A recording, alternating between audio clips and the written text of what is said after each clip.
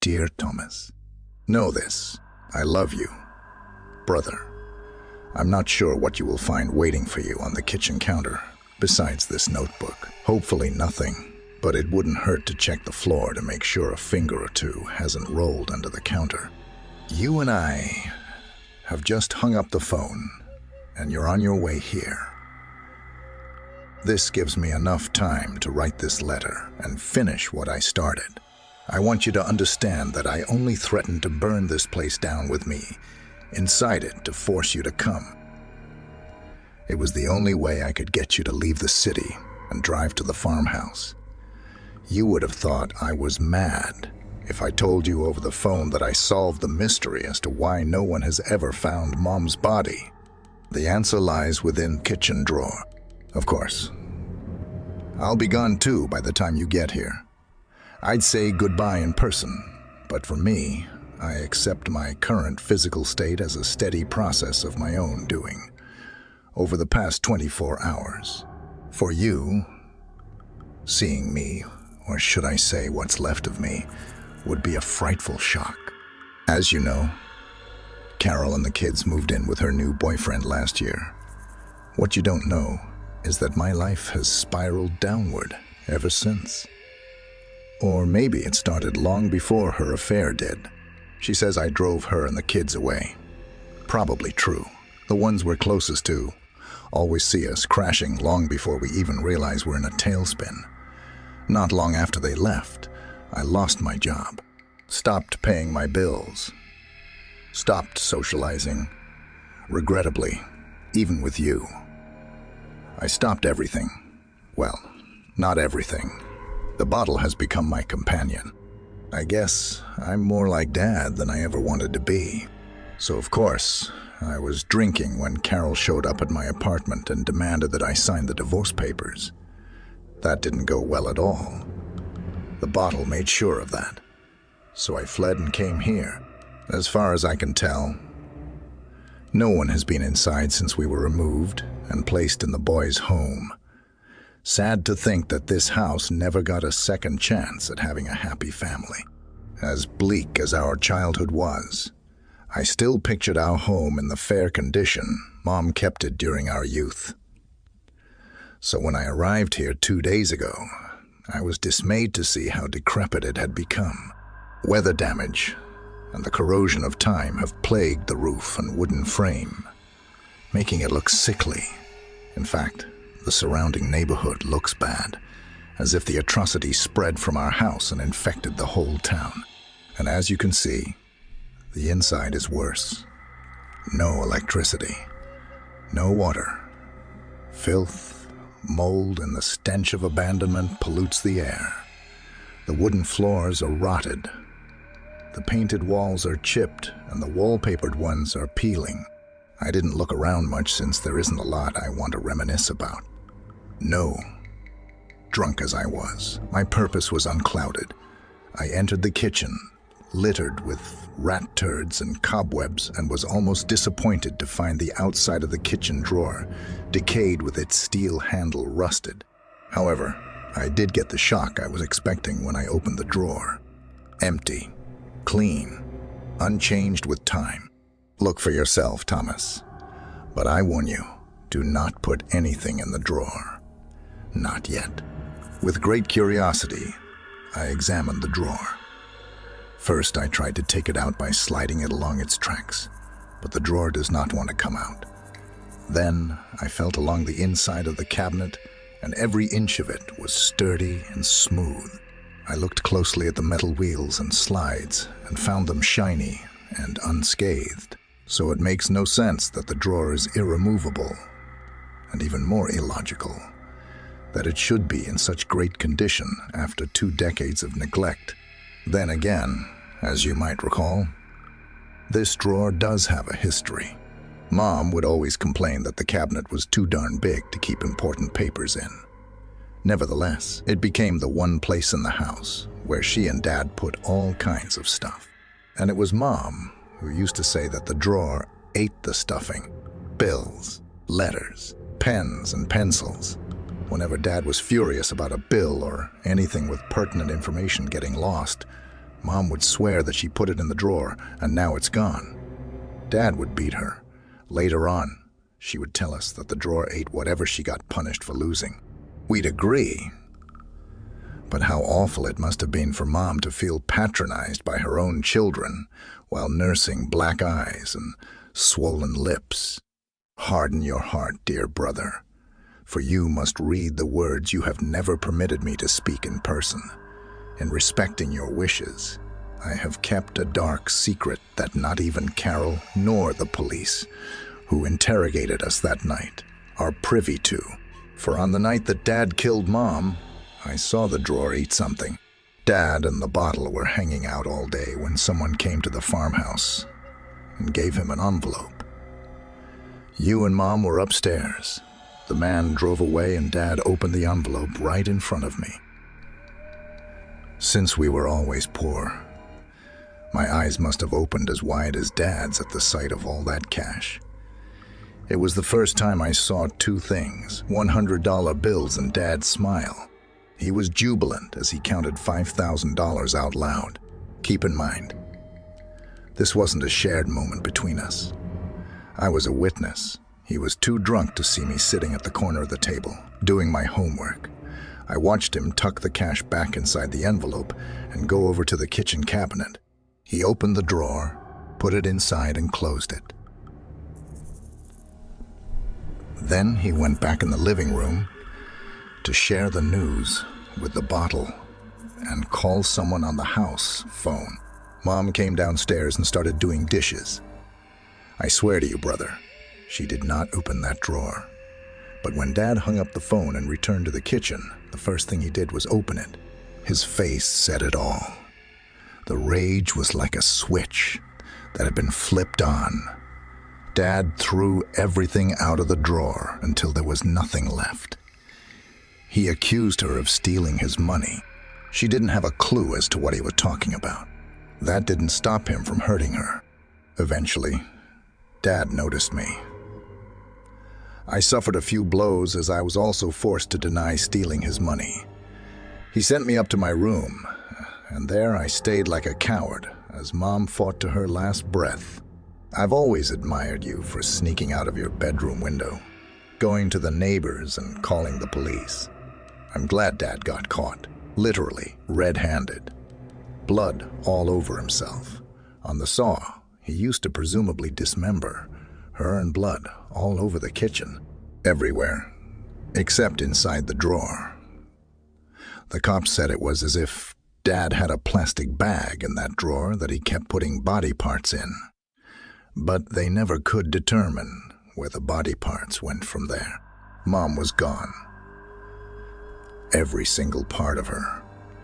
Only the stain of the crime remained, which is sadly ironic, because she hated a messy kitchen. Mom would have cringed at the notion of one day being reduced to a bloodstain. Dad was drunk during his confession, but it was still admissible in court when he told the officers on scene that he killed his wife in a fit of rage. He never admitted to dismembering her, despite all of the blood evidence. Her bloody clothes were found on the kitchen floor. When asked how he disposed of her body, from his original confession to his dying words in a prison hospital, he always gave the same response. You wouldn't believe me if I told you. Yesterday, I woke up on the rotted kitchen floor, having passed out drunk on my first night back in 26 years. I immediately went out and got another bottle. Just like Dad, I came back here to the scene of the crime, and the bottle, and I opened up our souls. Why didn't I try to save Mom? Did Dad do what I think he did with her body? Does the drawer really eat stuffing? Bills, letters, pens and pencils, flesh, bones, organs and hair. After going mad with questions, the bottle and I conducted an experiment. I took a pair of scissors I found, a rock from outside, and my vehicle registration from the car, and I put all three items in the drawer. I closed it for a mere second before yanking the drawer back open. Paper. Scissors. No rock. Dumbfounded, I examined the drawer. Then I closed the cabinet and opened it again. Scissors. No paper. I closed and opened it a third time. Empty. Empty. Not to sound insensitive, given the subject matter, but I was excited because I proved Mom right. The drawer does eat stuffing. It eats when it chews by being opened and closed. If you have more than one thing in there when you open and close that drawer, something's going to get chewed up. If there is only one item inside, then that item will be eaten. That's why the police never found Mom's body. Because Dad cut her up into pieces and helped the drawer chew her up. Sorry to be so crude. I bet it started as cruel revenge, him sticking a part of her in the drawer. He must have been shocked when that part disappeared. Then maybe he put a second piece of her inside out of stubborn disbelief. When it happened again, I gather he saw it as a means to hide the evidence of his crime. So Mom became stuffing. The drawer eats whatever you feed it, even if it's something dead. Call it supernatural. Call it divine. Call the drawer whatever you want, but it is a living thing. The magnitude of this extraordinary realization gave me a strange rush. I actually smiled for a moment like Dad did when he saw that cash. And just like Dad, my mood quickly soured when I heard banging at the front door and the sound of Carol yelling. As I confess, bear in mind, brother, that I had been drinking all day, and Carol has become the person I hate most in the world. Post-Dad's death to liver cancer, so when she tracked me down to our childhood home and barged inside, I felt like a trapped animal under attack. She stormed in the kitchen and demanded that I sign the divorce papers she had in hand. Well, it is here that I wholeheartedly admit to feeling a surge of alcohol-fueled rage course through my veins as I wanted to stuff those divorce papers in the drawer, close it, and make room for more stuffing.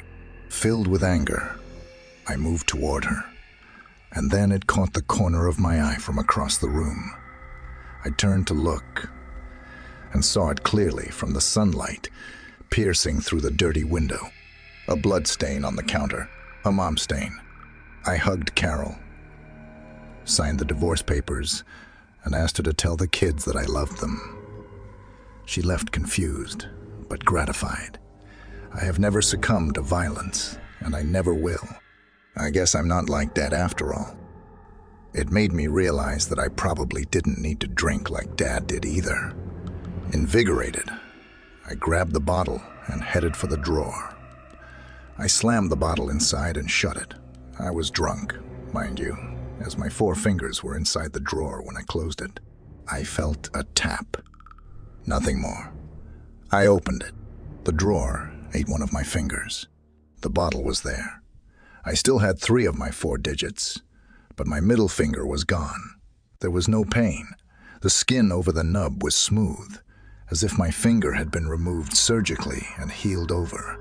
The reason I didn't freak out was because I was pissed off about it. I wanted my finger back, and I was drunk. So I did something stupid. I removed the bottle and stuck my whole hand inside.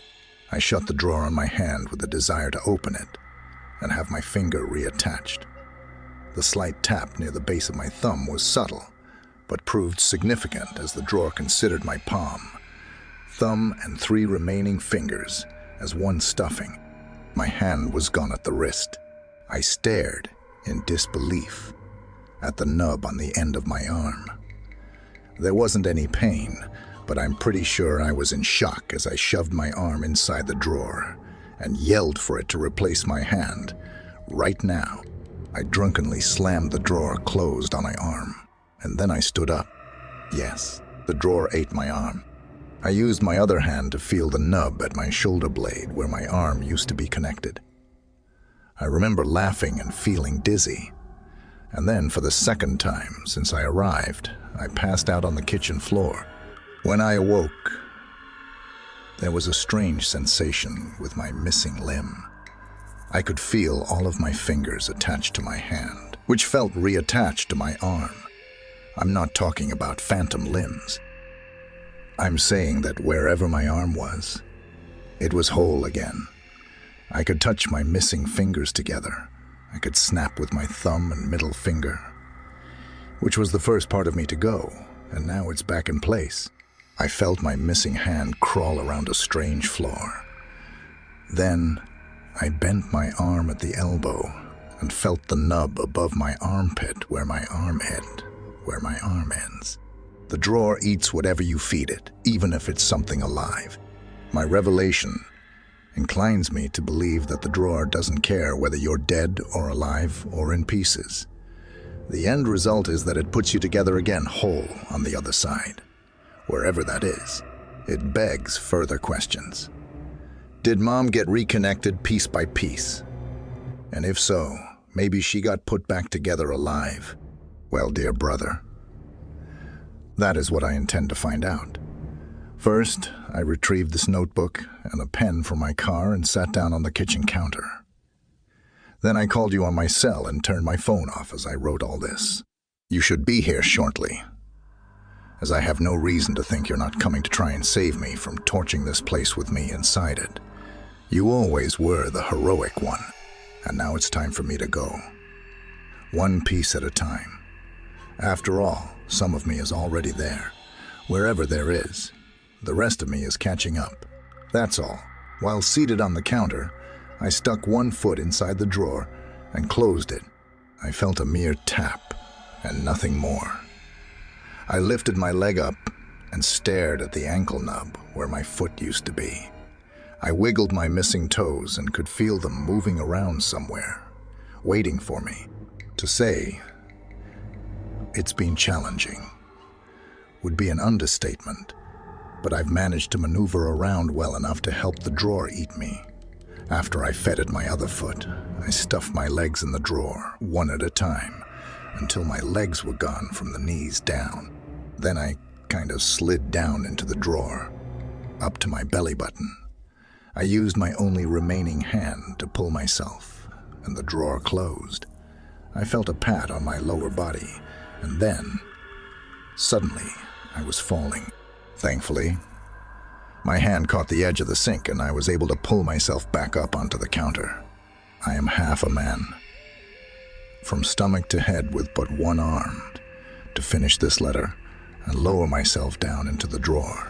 Then I will stuff myself inside and pull the cabinet closed, reuniting with the rest of me. Again, may I remind you to check the floor for fingers, in case I lose one closing the drawer. And if so, be a sport and toss them in, one at a time. I'd hate to be incomplete wherever I'm going. If I'm right, and Mom is there, I will tell her you love her. Who knows, you might even decide to come join us. Arthur. Dear Arthur, thank you for writing this letter. I'm sorry that your final attempt didn't go as successfully as you certainly hoped. Your hand was crawling around the floor when I entered the kitchen. I screamed and stomped on your hand several times. Sorry about that. I hope it didn't hurt you too bad. Wherever you are, I wonder if you were consciously controlling your hand when it grabbed hold of my shoe, or was it instinctually grasping at me in survival mode? Either way, I threw your creepy hand in the drawer. Of all places, it's as if the drawer wants us to feed it. No, maybe it does have influence over this place and us. I closed the drawer and found this notebook lying on the counter. After reading it, I summoned the courage to open the drawer again. I hope your hand found you well, my brother, and that you are whole. Since you confided in me, allow me to share with you a secret I too have kept all these years. Of the heroics you mentioned, when I ran to the neighbors, I didn't go out my window. I snuck out the back door. But first, I crept to the kitchen doorway and saw Dad stuffing Mom inside the drawer. Piece by piece. That's why I've never been able to discuss that day. Regrettably, not even with you. And for the rest of my life, I have suffered nightmares of seeing Mom in some strange place where she has been put back together again, piece by piece. except her reattached head and limbs are bloody and crooked. She is whole, but not alive as she reaches for me. I'd wake up screaming in my bed. I still do. And I pray that if you did find Mom whole, she is the version you hoped for and not the one that haunts me. Last night, I had another nightmare. Mom was in that strange place. But for the first time, you were standing beside her on crooked legs. Both of you, whole but in pieces, not alive, but still reaching for me. My apologies for sharing such a morbid vision, but I hope it explains why I dare not attempt to join you. After I feed this notebook to the drawer, I'm gonna burn this place to the ground. Call it mystical. Call it magical. I don't care what you call this living abomination, because this letter is the last thing that it's ever going to eat. I hope the drawer chokes on it. Goodbye, brother, and know this. I love you too, Thomas. Thomas.